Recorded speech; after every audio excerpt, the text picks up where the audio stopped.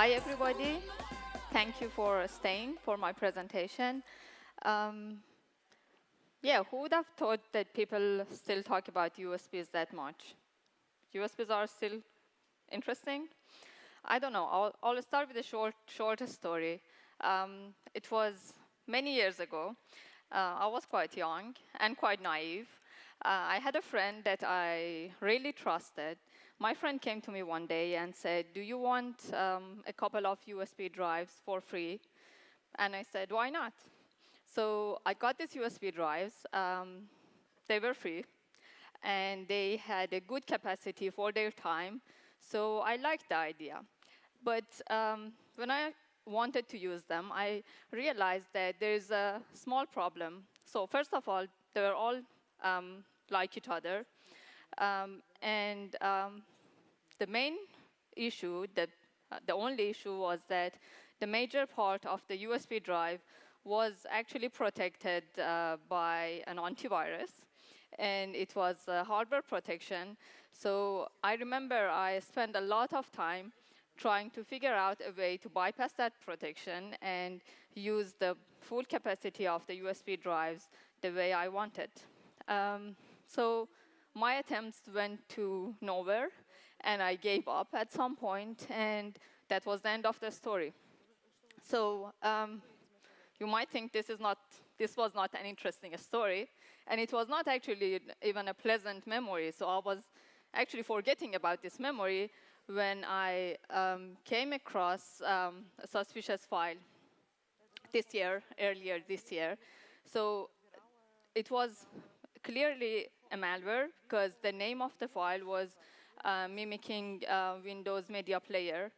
And it was looking for USB drives on the system, and it was actually looking for drive names with strings that brought back the memory of those USB drives to me.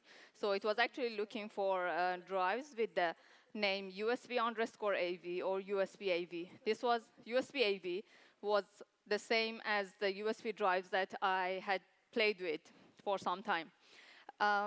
So it was interesting. I thought maybe someone has finally found a way to break that encryption.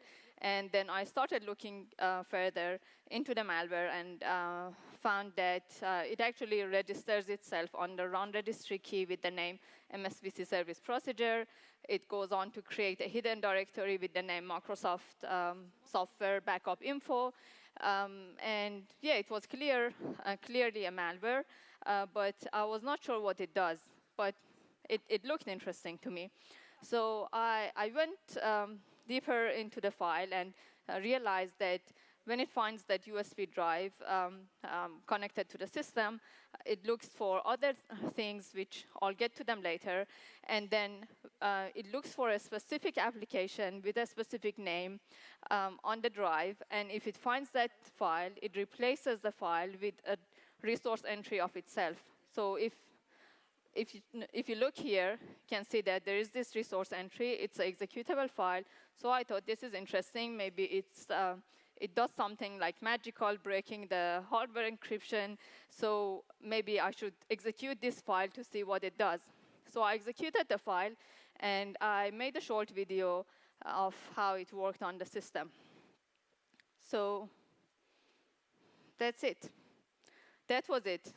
So it was just a Tetris game, simple Tetris game. As you see, the title of the window is also Simple Tetris. And it did nothing harmful to the system. So I was surprised and shocked. What was it? Was it just a simple game? It didn't seem to be just a simple game. So turned out it was not just a simple game. And it was not actually looking for the USB drives that I was familiar with, but it was actually targeting a specific type of secure USB drive. The type of USB drive that was developed and used exclusively by some government entities in the APAC region. And the secure USB drive had an application on it which would provide access to the encrypted part of the USB drive. And that application was called utetris.exe, And the game that you saw was just part of an application, maybe some fun part for the user to play with while they can put their passphrase into the application, into a different UI of the application, and get access to their files. So, but what made it interesting? So it was a USB worm. I'll get into details, but let's see how it worked and why it was interesting.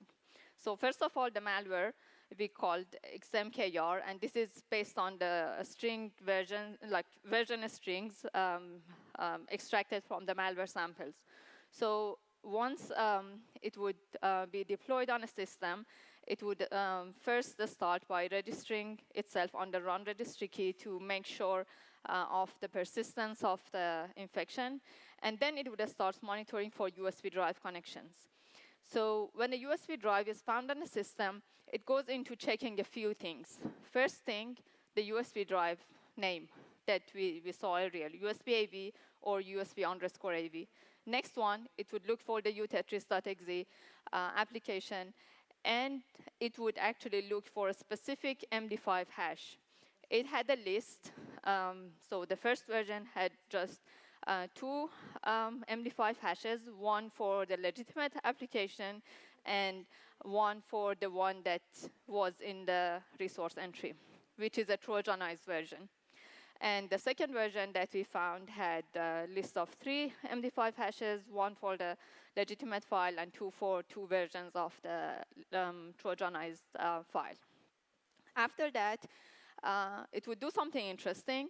It would create some custom block of data and send it to the drive with a SCSI command.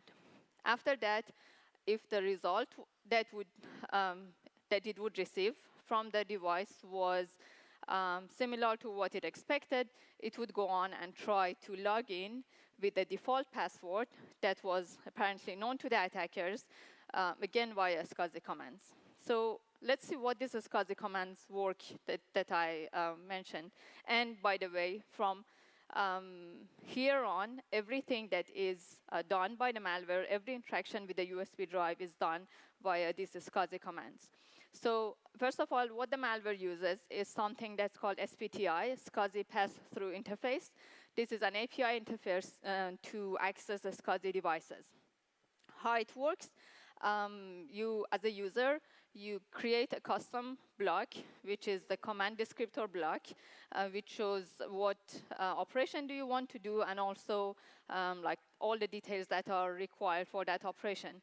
And then the block is sent via one of these 2 IO control codes to the device, IOCTL SCSI pass-through or IOCTL SCSI pass-through direct, which is the one that was used by this malware. So, okay, what is the purpose of the malware? So it looks for the target USB drive. It checks the MD5 hash of the utetris.exe, and based on the MD5 hash, it figures out if the USB is already infected or not. If it's not infected, it replaces the utetris.exe program with the Trojanized version that it has embedded in itself. If it is already infected, it starts updating some lists on the USB drive that has collected information from all the previous systems that the USB drive was connected to and was compromised by this USB drive. And also, at the end, it reads, decrypts, and performs some tasks. These tasks are the actual malicious operations that are performed on the victim machines. So now let's talk about the compromised USB drive. So a compromised USB drive would have a few components. First thing is the Trojanized utetris.exe that we talked about. Let's briefly look at the Trojanized file. First of all, why it didn't do anything harmful on my system, because it actually doesn't contain a lot of malicious code.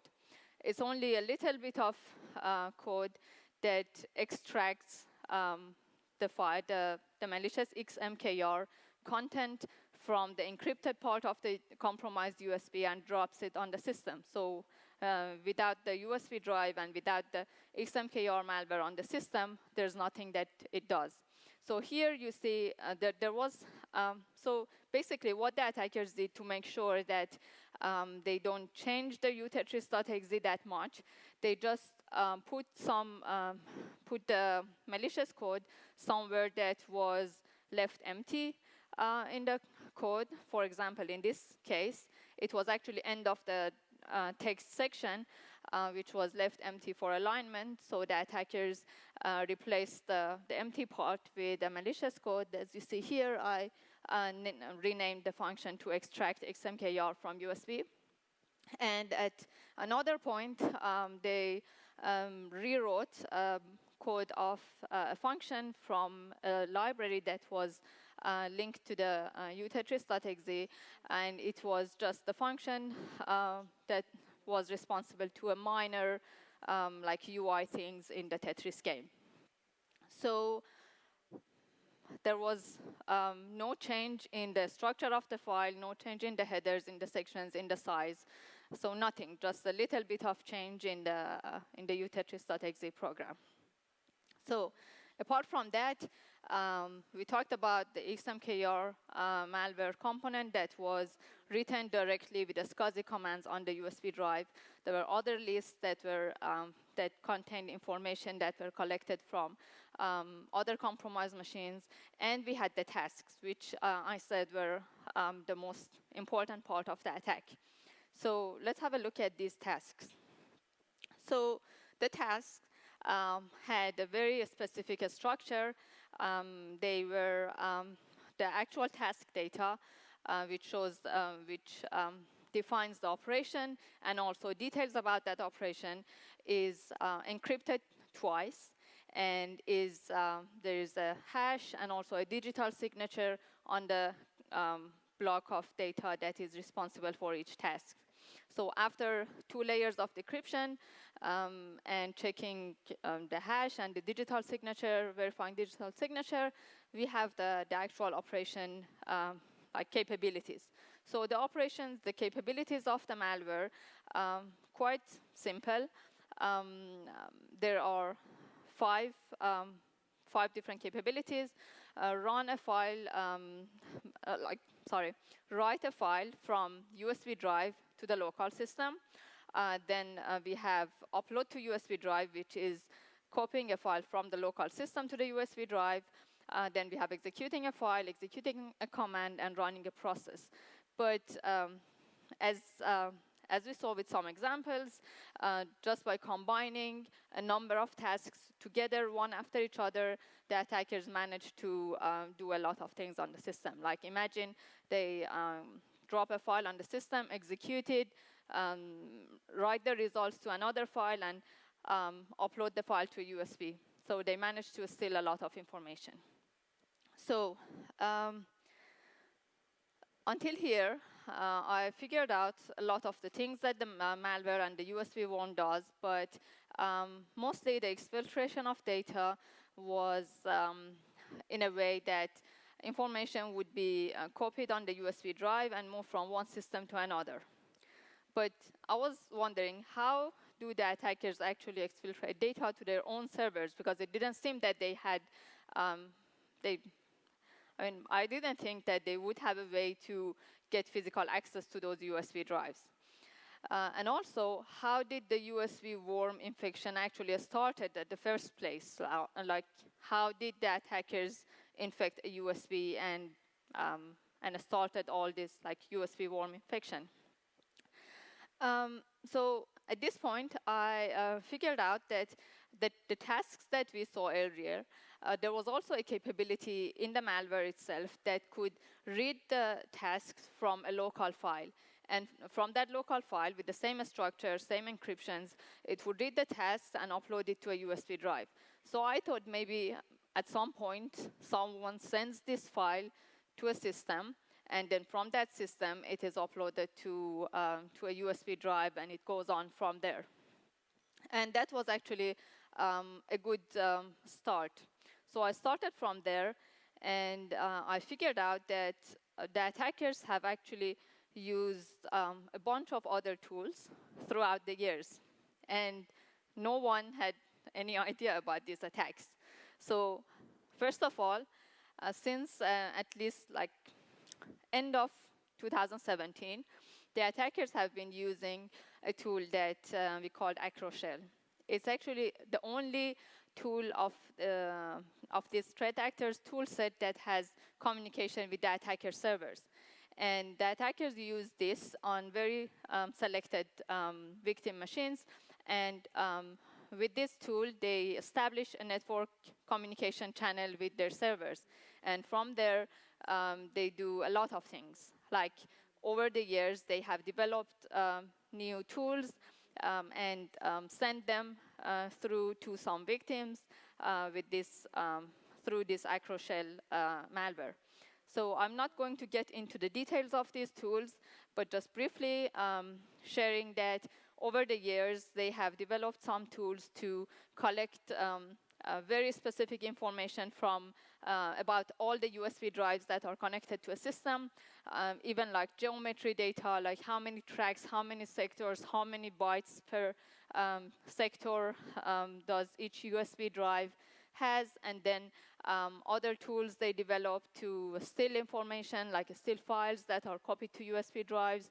And at some point, I guess they have gained knowledge about this specific secure USB drive that was used in the target environment, and they developed a tool that was called Export USB. You can see here in late 2021 that was actually targeting this USB drive to collect some information from the USB drive and collect files, but they had not yet developed the capability to actually compromise the USB drive and Trojanize the Tetris.exe program. But over the years, they have collected a lot of information about the USB drives used in the target environment, and they managed to develop this USB worm capability and used it in beginning of 2022 until now. So getting into details of all these tools, it requires another 20-minute talk. So I'm not going to get into details. What I want to share last is that we managed to find and collect some of the actual task files that used on the victim machines, which show what the attackers were trying to do. So based on these files, the attackers used a lot of system utilities to collect all sorts of information about users, user groups, how they, when they log into the system, when they log off, a lot of information about network architecture, firewall rules, also check access to very specific servers of their interest, which based on the name of the server, we can guess that they were looking for servers that was used to store documents like sensitive documents, sensitive like government documents. Also, they were looking into on-premise exchange servers for emails and look for specific senders and receivers for emails and specific dates to collect some emails and some documents from the emails, which I have no idea what the intention was, but they apparently know something important was going on at that point. So, summary, TetrisPhantom is a quite sophisticated threat actor with a quite focused target. They have managed to stay undetected for several years. Analysis of the evolution of their tools revealed various stages of the attack campaign and how they built the capability to compromise the USB drive.